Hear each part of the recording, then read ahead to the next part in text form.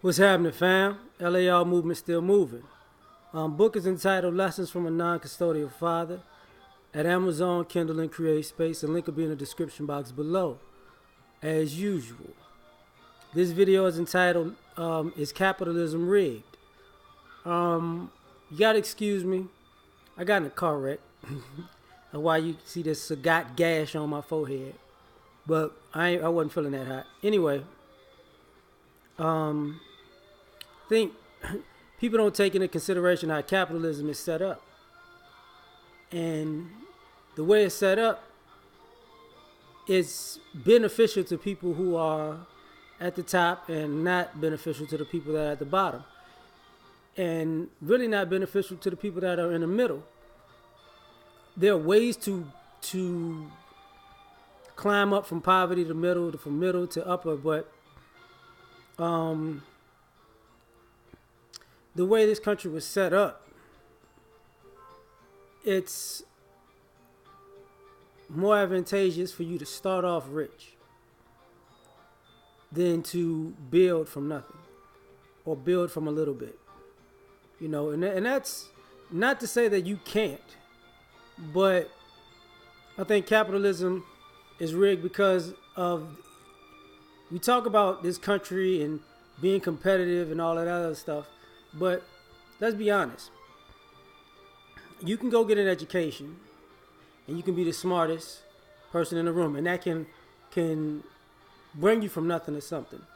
But the equalizer is a person who isn't smart, who just comes from a better network or a better family, or who has better connections, can be equally as effective financially or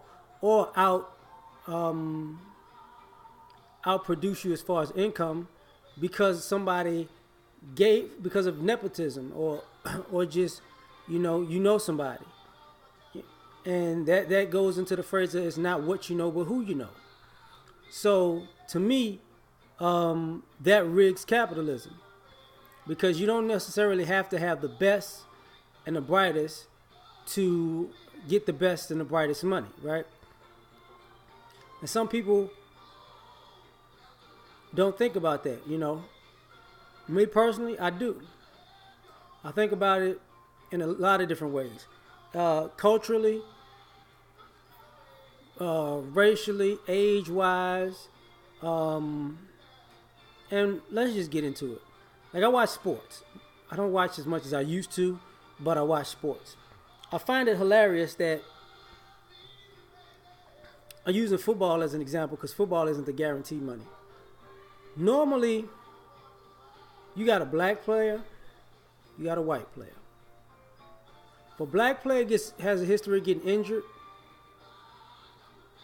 he gets cut, or he gets traded, or he gets told that or he gets told you got to take a pay cut, you know. But if you're a white player and you get injured, it's just part of that goes on with the game, and people extend your contract. People are like, what do you mean? Think about it. Tony Romo, they wound up giving him a job as an analyst after that. He had a career history of being injured. So they didn't ever ask him to take a pay cut. As a matter of fact, they gave him an out to make money on the way out because of his connections, right? And he was married to the owner's niece or something like that. On that same team, Sean Lee. Sean Lee been hurt every year. I'm just messing around.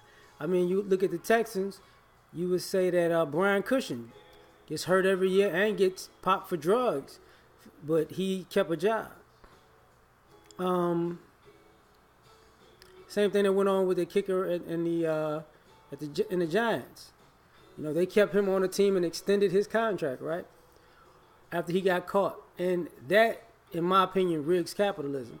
When you do things like that, because you're making sure that the rules are different for how much a person can make or will make, because you're looking out for them. You're looking out for their financial best interest because of your network, right? And because they fit the bill of the people you look out for. So if people like that can still be allowed to make money, and you got people who have similar situations, whether it's injury or issues, they aren't. And you can say that if we're going about pure talent, some of these players are better than these players on the list. Not to say that these guys aren't good, because they are, but they have to go. Michael Vick had to go plenty of places because he was injury prone. He was a quarterback. You get what I mean? But let's get into some other things. I brought up the education and the network after that. Capitalism can be said to be rigged in creation, because you have these businesses that are already set up, and if you have something that you invent, you can get a patent on what you invented. You can get a trademark of what you created. But in a way, you're stuck because you still have to put it in the system. And when you put it in the system, somebody is going to, in a higher position, is going to rip it off, mass produce something very similar, and market their thing, because they let you get into their system just to rip you off. And take, for instance, Ralph Lauren. Ralph Lauren told a story about how he first started out making ties. I don't know if it's Bloomingdale's or Macy's. I forget which one. But he was in New York.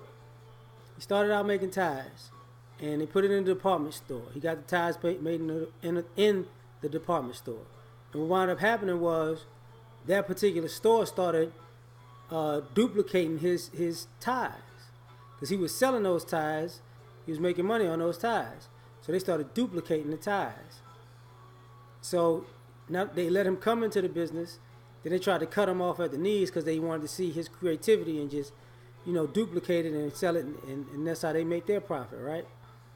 And what happened was it forced him to either get better or get worse. So he started diversifying the things that he would create.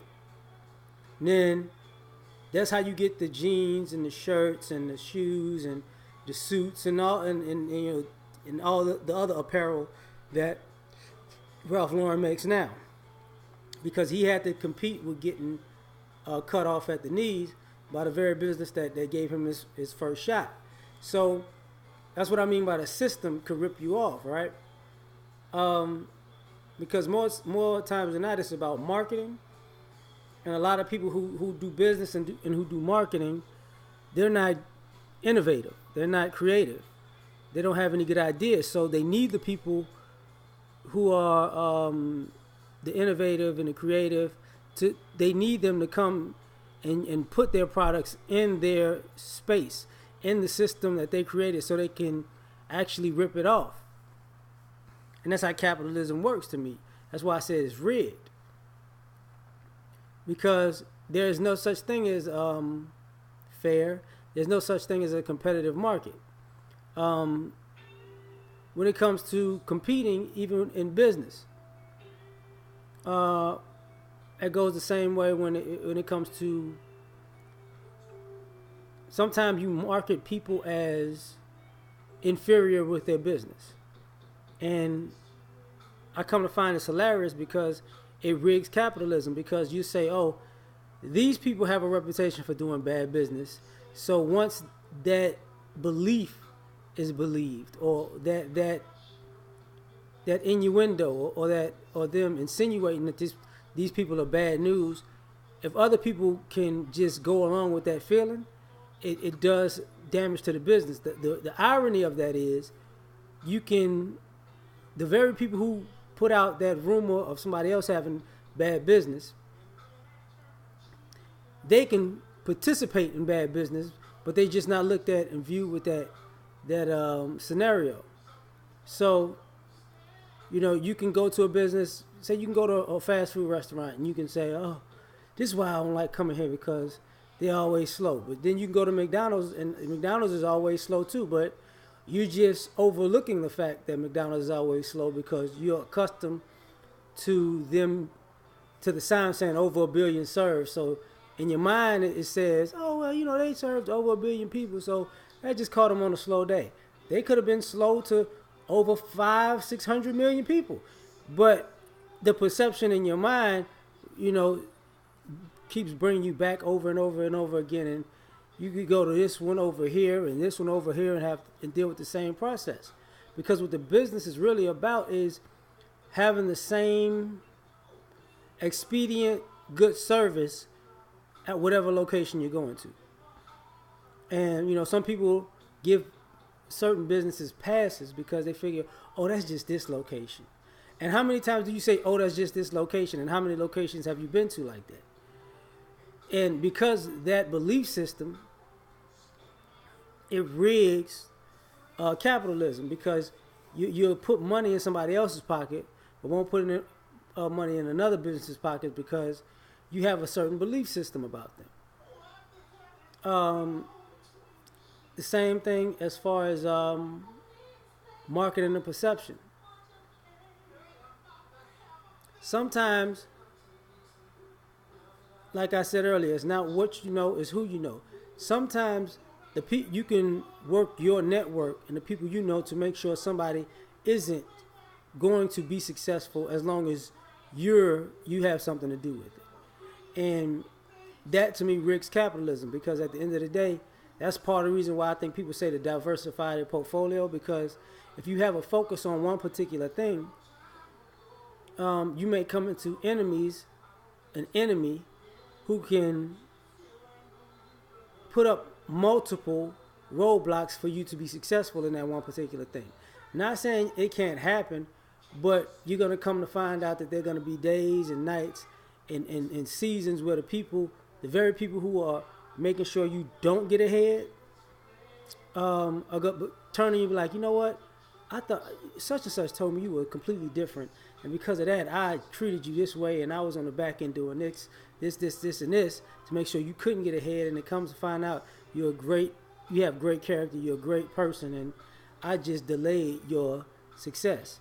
And that time you can't get back, But to me, that rigs capitalism, because, you don't know how much time that's going to take a person to come to their senses and stop looking after or looking out for somebody else who put a word in to stop somebody.